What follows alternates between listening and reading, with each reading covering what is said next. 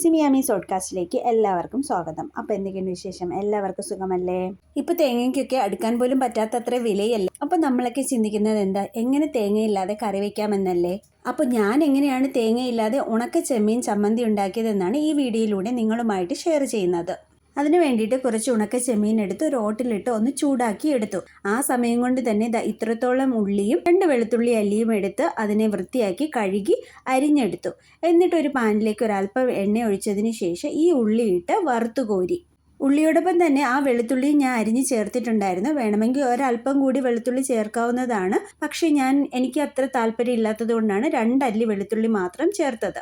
ഇതിലേക്ക് അല്പം വേണമെങ്കിൽ ഇഞ്ചിയും ചേർക്കാം. എൻ്റെ കയ്യിൽ ഇഞ്ചി ഉണ്ടായിരുന്നില്ല, അതുകൊണ്ടാണ് ഇഞ്ചി ചേർക്കാതിരുന്നത്. പിന്നെ ഉള്ളി അത്രത്തോളം അങ്ങ് മൂത്ത് പോകേണ്ട, ഇതൊരല്പം മൂത്ത് പോയി. ഇതിനും കുറച്ച് മുന്നേ ആയിട്ട് വേണമായിരുന്നു എടുക്കേണ്ടിയിരുന്നത്. എന്നിട്ട് ആ പാനിൽ തന്നെ ഒരല്പം എണ്ണ ഒഴിച്ച് നേരത്തെ നമ്മൾ വറുത്ത് വെച്ചിരുന്ന ഉണക്ക ചെമ്മീൻ ഇട്ട് കൊടുക്കുക.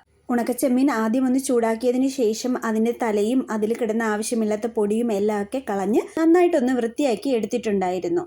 അങ്ങനെ വൃത്തിയാക്കിയതിന് ശേഷമാണ് ഞാനിതിനെ എണ്ണയിലിട്ട് ഒരു ബ്രൗണിഷ് കളർ ആകുന്നത് വരെ വറുത്തത്. അതിനുശേഷം അതിലേക്ക് ഞാൻ ക്രഷ്ഡ് ചില്ലിയും ഒരല്പം ഉപ്പും ചേർത്ത് കൊടുത്തു.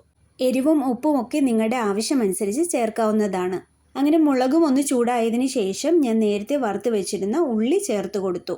ഈ ഉണക്ക ചെമ്മീൻ നേരത്തെ നമ്മളൊന്ന് ചൂടാക്കിയത് കൊണ്ട് എണ്ണയിലിട്ട് ഒരുപാട് അങ്ങ് മൂപ്പിക്കേണ്ട കാര്യമില്ല. ഇത് പെട്ടെന്ന് തന്നെ ബ്രൗണിഷ് കളറായിട്ട് കിട്ടും. ഇപ്പം ഞാൻ വറുത്ത ഉള്ളി ഒരല്പം കൂടുതലായിട്ട് മൂത്തുപോയി, അതുകൊണ്ട് തന്നെ ഒരുപാട് സമയം ഇട്ട് മൂപ്പിക്കേണ്ട കാര്യമില്ല. ഞാൻ ഈ ഉള്ളി ഇട്ട സമയത്ത് തീ ഓഫ് ചെയ്തിട്ടാണ് ഇട്ടത്.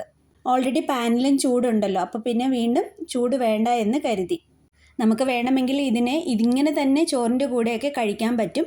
പക്ഷേ എനിക്കിതിനെ ഒരല്പം പുളി കൂടി ചേർത്ത് ക്രഷ് ചെയ്തെടുത്ത് കഴിക്കുന്നതിനോടാണ് താല്പര്യം. അപ്പോൾ അതുകൊണ്ട് തന്നെ ഞാൻ മിക്സിയുടെ ചെറിയ ജാറിലേക്ക് ഇതിനെ ഇട്ടിട്ട് ആവശ്യത്തിന് ഒരു അല്പം പുളിയും കൂടെ ചേർത്ത് ഒന്ന് പൾസിലിട്ട് 2 പ്രാവശ്യം ഒന്ന് ക്രഷ് ചെയ്തെടുത്തു. ഇതുണ്ടെങ്കിൽ ചോറിൻ്റെ കൂടെ കഴിക്കാൻ മറ്റൊരു കറിയും വേണമെന്നില്ല. അത്രയ്ക്ക് ടേസ്റ്റി ആയിട്ടുള്ളതാണ്. എല്ലാവർക്കും ഉണ്ടാക്കി നോക്കാൻ എളുപ്പവുമാണ്. ഈ ഒരു പരുവത്തിനാണ് ഞാൻ ഇതിനെ പൊടിച്ചെടുത്തിട്ടുള്ളത്. പിന്നെ മൗത്ത് അൾസറിന് ഉള്ളി മൂപ്പിച്ചത് നല്ലതാണല്ലോ.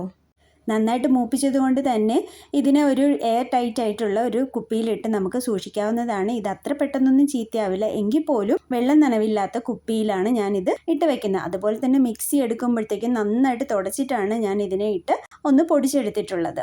അപ്പോൾ ഈ ഒരു ചമ്മന്തി നിങ്ങൾക്ക് ഇഷ്ടപ്പെട്ടു എങ്കിൽ കമൻറ്റ് ചെയ്യാൻ മറക്കരുത്. നിങ്ങൾ എൻ്റെ വീഡിയോ ആദ്യമായിട്ടാണ് കാണുന്നതെങ്കിൽ സബ്സ്ക്രൈബ് ചെയ്യാനും മറക്കരുത്. ലൈക്ക് ചെയ്യുക, ഷെയർ ചെയ്യുക, വിലപ്പെട്ട അഭിപ്രായങ്ങൾ പറയുക. മറ്റു വീഡിയോയുമായി ഞാൻ വീണ്ടും വരാം. അതുവരേക്ക് ബായ്.